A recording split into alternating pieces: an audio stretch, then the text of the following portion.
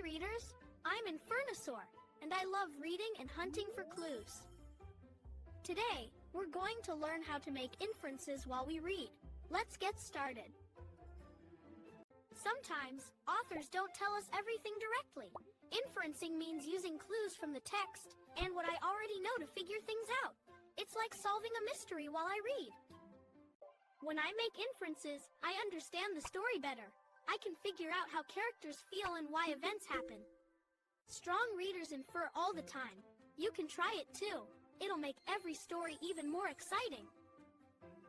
Clues can come from what characters say, what they do, or how they act.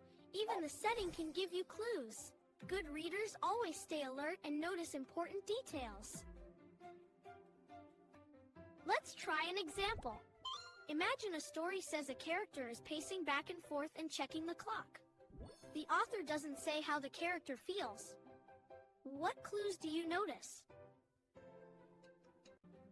When I see pacing and clock, watching, I think the character might feel nervous or worried. I use clues from the text and what I already know to make that inference. Remember this rule. Inferencing equals clues plus what you already know. You need both parts. If you only guess without clues, that's not an inference. Keep this in mind next time you read. You're going to be amazing at it.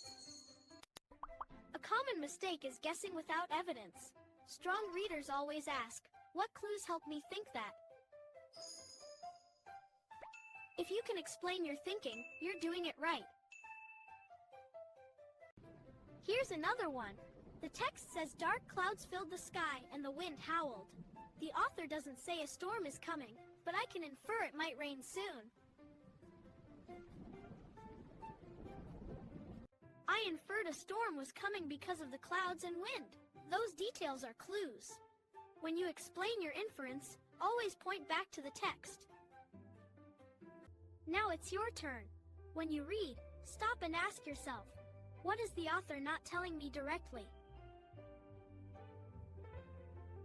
That question helps your brain make inferences. Think about this.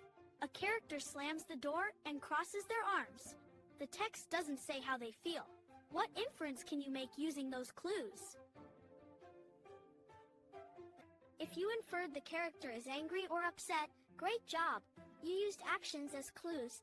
That's exactly how inferencing works. Inferencing takes practice, and that's okay. Every time you stop, think, and explain your reasoning, you become a stronger reader.